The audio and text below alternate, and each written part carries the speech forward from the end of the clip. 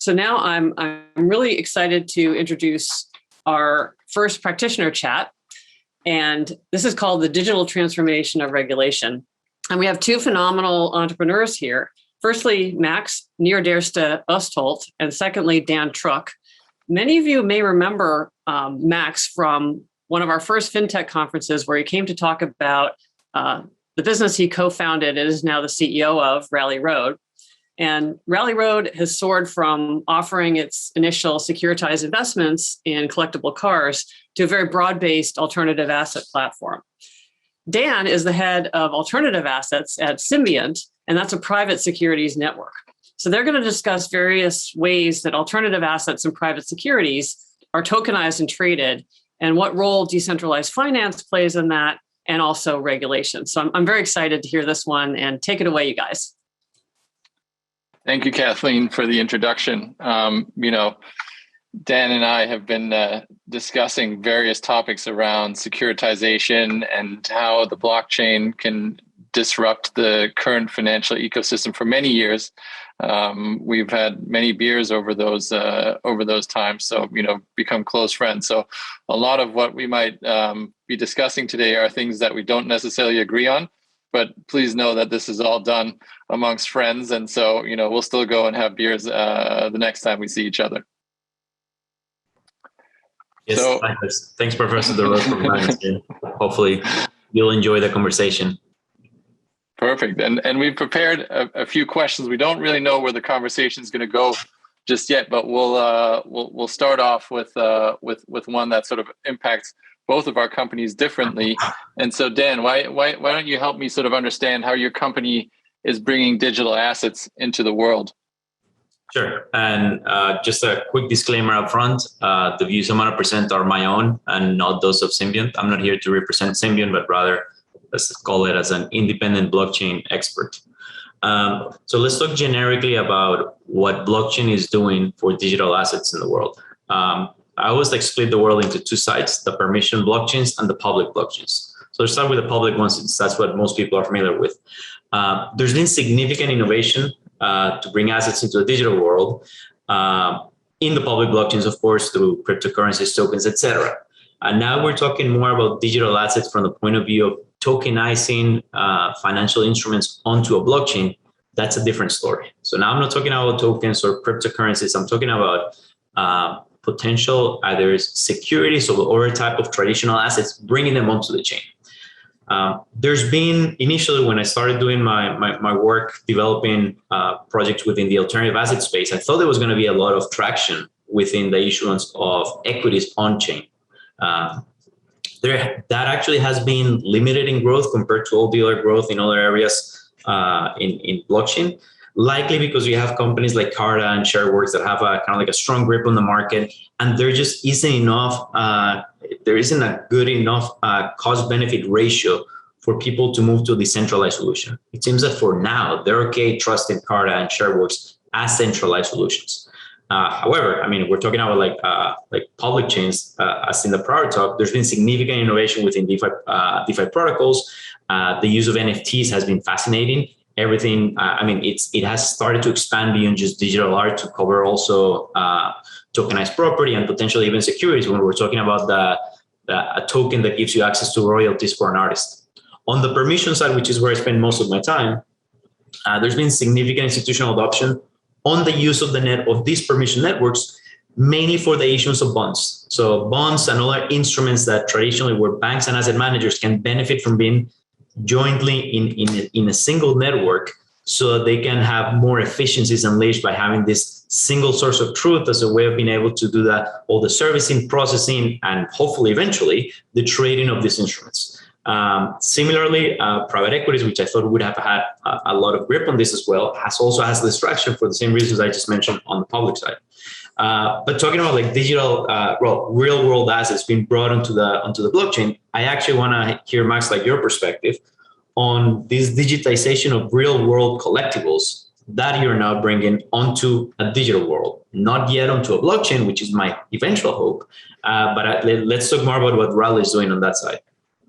You need to buy me more beers if you want me to put all of our assets onto the blockchain. So we'll work on that after this panel. But But Rally, when we started the company 5.5 years ago, really sort of had the goal of bringing all of these passion investments or sort of objects that people are passionate about into an investable world, right? And so this was very quickly a regulatory type problem for us.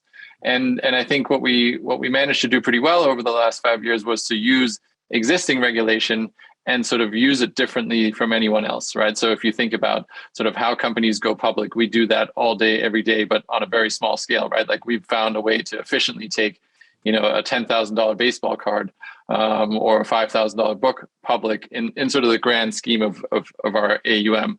And so, we use sort of concepts around the blockchain and digitization all the time in our ecosystem because we need to make things as efficiently as possible. And we're always thinking about how the digitization of regulation can ultimately benefit our ecosystem, because there's certain aspects of our ecosystem that people don't really consider when taking a company public or when sort of creating a financial ecosystem, because they generally don't need to think about that cost. But for us, every piece of cost matters in a very meaningful way. And so any efficiencies that we can gain are super important, right? As Kathleen mentioned, we started our platform with classic cars. Since then, we've expanded to dinosaur bones, collectibles broadly. We're securitizing NFTs and fractionalizing those. So I guess the fractionalization of digital assets is sort of another aspect that we deal with on a day-to-day basis. But it's really about sort of using existing regulation and using it in a very different way, and then adding on top of that aspects of new and sort of very rapidly evolving technologies. And I think it's interesting to speak to all the different participants in the industry about these types of topics, whether or not it's regulators, whether or not it's users of our platform, whether or not it's people who are trying to securitize all sorts of assets broadly. We're all aligned in the same goal, right? Like we want to make the financial ecosystem more efficient, and we want to allow retail investors and other investors to invest in things that maybe they previously didn't have access to. But the approach is a little different, right? Like while you, Dan, are obviously sort of at the cutting edge and at the forefront of pushing sort of the blockchain and generally sort of tokenization as a way to securitize anything, we're sort of approaching it from let's use existing regulation in the way that it was sort of traditionally used, but then also add on these additional layers as they make the ecosystem more effective over time. Yeah, I think that's something that I always found fascinating, is the way Rally Road was able to adapt existing regulation to bring these digital assets into fruition. I still find it hard, for example, when people buy NFTs and you have like this digital art.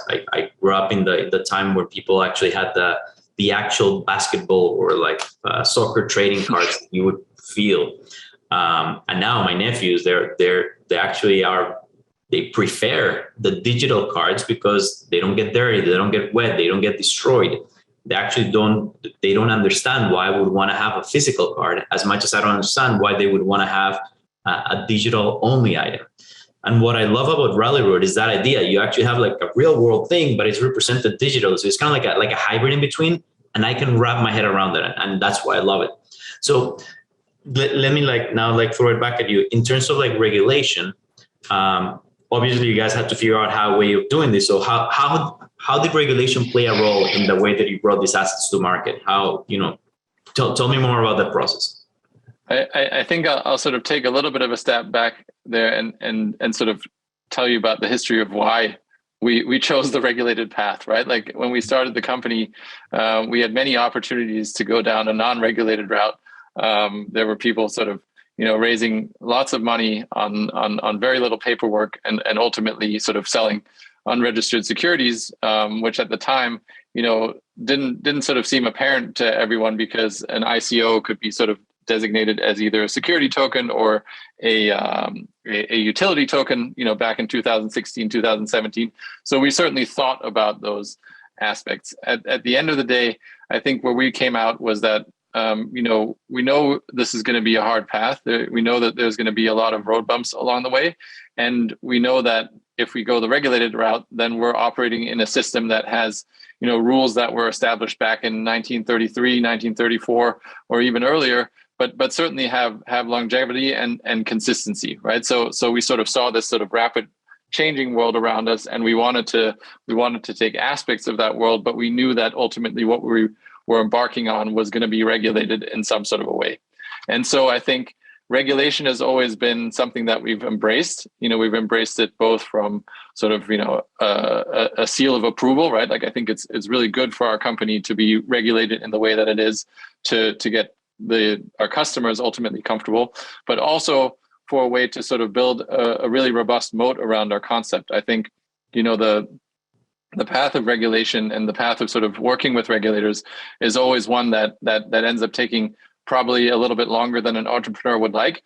But at the end of the day, the consistency and sort of the sort of stability of the regulated system, even though, one might want to change some of those rules over time, is something that's really good for us as a company, because we know that what the rules are, and as long as we're sort of on the right side of those rules, then we'll be sort of, on the right path as a company. And so as we've embarked on this journey, regulation has certainly changed in ways that have benefited us as well, because the regulators are starting to embrace digital assets. They are starting to embrace sort of the benefits of the work that you are doing.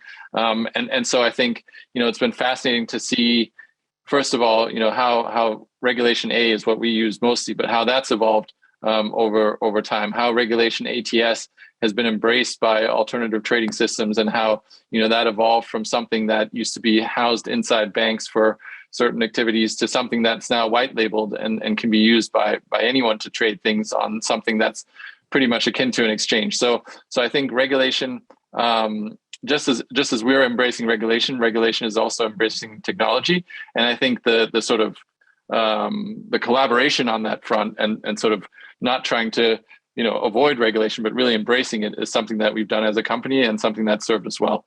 But would love to hear, obviously, how Symbiont, which to me, I've always thought of, how amazing it's going to be when we can finally work together, where, we need a transfer agent today, but tomorrow we don't need one because it's on the blockchain. Like, how has regulation impacted your business? So talking about the history of Symbiont, and then I'm just going to talk generically about permission blockchains. But actually, what a lot of people don't understand is that permission blockchains came way before digital assets on a blockchain were a thing. Symbiont itself was created even a year before Ethereum launched. Symbiont actually holds the trademark for the term smart securities. So we're talking about a technology that was created before this huge Cambrian explosion that we saw in public blockchains. But in permission blockchains, it made sense to have securities as per the regulation, because you actually would have a network of known participants bound by operating agreements, that if somebody doesn't abide by it, there's like lawsuits, etc. So there's actually like order in that sense. And then the regulators would be happy with that. That's actually where our platform came to be the way it was. It wouldn't make sense to have a bunch of banks and other financial participants in a network where you have a bunch of strangers actually running the infrastructure. Back in 2013, that made no sense. The only way to do it was, let's just have a network where we are all together, only the participants relevant to the transaction, with the relevant infrastructure and automated routines, which are really smart contracts, to be able to automate the issuance, processing, servicing, et cetera, all the things related to the instruments in this type of networks. For many years, regulators were quite allergic to public blockchains, and it's only until recently that there's been somewhat of a lukewarm reaction to digital assets and public blockchains. Still, I mean, I wouldn't say that they're in the clear yet, but things are improving where there's like more openness to that. However, if we want to talk about operating like fully, 100% according to the regulation, permission networks actually have allowed that since the beginning. Permission networks also bring the advantage of having the relevant privacy, and more importantly, selective privacy. If you want to give like selective privacy to certain participants or the regulator to see what's going on in the market, that is super important, because after all, like in 2008, the market blew up when banks started like signing up a bunch of new loans, and way too fast, and we're not even keeping good records. And then when investors start requesting the underlying documents, that's where things started to go south. If you actually have everything on the same golden source of truth, where you can actually store the documents directly on the blockchain, as is the case for permission blockchains, then there's no way that a document can get lost. There's full transparency on every single instrument that's going on in the market. The regulator can have a view into that. It just makes more sense. You don't have a bubble that suddenly builds up, and by the time it blows up, nobody knew it was even building up. With blockchains, especially permission blockchains, you can actually have full clarity in the market and have more orderly markets, the way a safe market should operate. Something important also to note is that if we're talking about public blockchains, depending on your blockchain, you have the issue that there could be forks, there could be unexpected transaction costs. There's a bunch of other variables that for regulated financial institutions, it's an inconvenience. And to be clear, financial institutions, yes, they're getting into digital assets in terms of how do we custody cryptocurrencies. So it's more like, how do they get access to those digital assets that already exist in public chains, but they're not jumping yet to go and build their whole infrastructure for bonds and securitization, etc., on a public blockchain. All those things belong in a permission blockchain. The fact that these banks are now wanting to custody cryptocurrencies doesn't mean that they're going to release new workflows onto a public ecosystem. So, and as Max mentioned, these laws were from ages ago, from the 1930s, but they're still relevant. From the 1930s till now, we've had plenty of technological changes. We've had plenty of innovation in terms of financial instruments, legal vehicles, etc., and the laws still apply. Blockchain is simply a new technology, a new envelope. For hundreds of years, we've had three types of assets: currencies, securities, and property.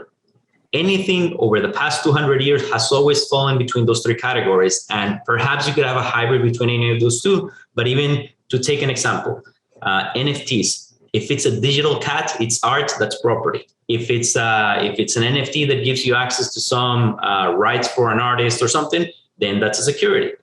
Another token that you're trading freely, then that's more like a currency. So it boils down to those three, and the regulation is very clear for those three. There's only a few things that I would say need to be clarified, like what does it mean to have custody of a digital asset? How do you prove the exclusive control of the keys? That kind of thing, but it's more like clarifications as opposed to changes to the law. So it sounds like then there's still sort of an element of centralization, or I guess, or maybe that's the wrong word to describe the difference between a private blockchain and a public blockchain. But I think there's you can't go fully decentralized with no one sort of making rules, obviously. But it certainly seems like there could be sort of an added layer of decentralization on top of a centralized ecosystem. Is that kind of the right way to think about it? Yes, it's that if you have a network of participants in a market, you only need those participants. You don't need a bunch of other random people that are trading something completely different. Like if I have a network where I'm trading bonds and maybe funds of treasuries and other like money market funds, why would I have on that same network somebody trading CryptoKitties? It just doesn't make sense. For the banks, that's not useful. They only care to have a network where they have other banks or other asset managers or their institutional clients. There's very limited scenarios where you actually want to have the whole world running on the same infrastructure and then be subject to that infrastructure coming to a crawl because suddenly there's some new token offering that happens to take over the network. So I think it's not about private ecosystem. I think private is the wrong word. It's really permissioned. So it's like you invite to your club the people that you want. And then those same banks, it's not that it's a closed ecosystem and suddenly now any investors cannot participate. They can. They're going to do it through the banks. It's just like right today when you use a credit card, yes, every individual can have a credit card, but you go through your merchant bank through the acquiring bank that goes to a merchant bank, etc. It's a network of banks that offer this payment rail. Just by the same way, you can actually have a network that offers a new type of ecosystem for something different, in this case, digital assets. And for cryptocurrencies, those are perfectly fine in public blockchains. And that's the network for those. It's just, you need different networks with different participants depending on what you're trading or what you're exchanging. That's really interesting. I mean, for us, right? Like as we sort of think about what are the next asset classes that we want to get into, and what are the sort of the next fields of business, it's fascinating for us to think about, one, what are the different regulations that apply to different asset classes, right? Like if we were to securitize real estate, that would be a little bit different than securitizing, a collectible, and securitizing, a domain name, for example, which we did recently. But it's really almost tweaks to sort of the underlying system rather than like a wholesale change that needs to be embraced. So I think, it's great that regulators are starting to think about these types of topics, and I think from our perspective, it's good that we're not asking them to completely sort of turn the system on its head. It's sort of use the existing rules, but at the same time apply new technology. Yeah, exactly. And I think it's one of those things.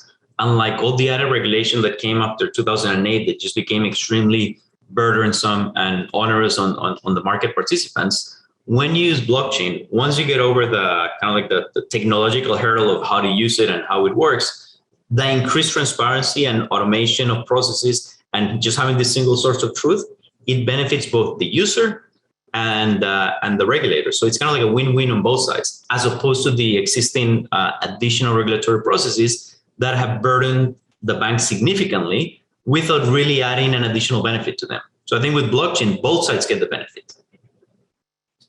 So thanks, cool. You guys, for an absolutely amazing talk from literally the front lines, and hearing your counterpoint arguments about complying and not were super interesting. Thank you so much, you guys. That was awesome. Perfect. Thank you.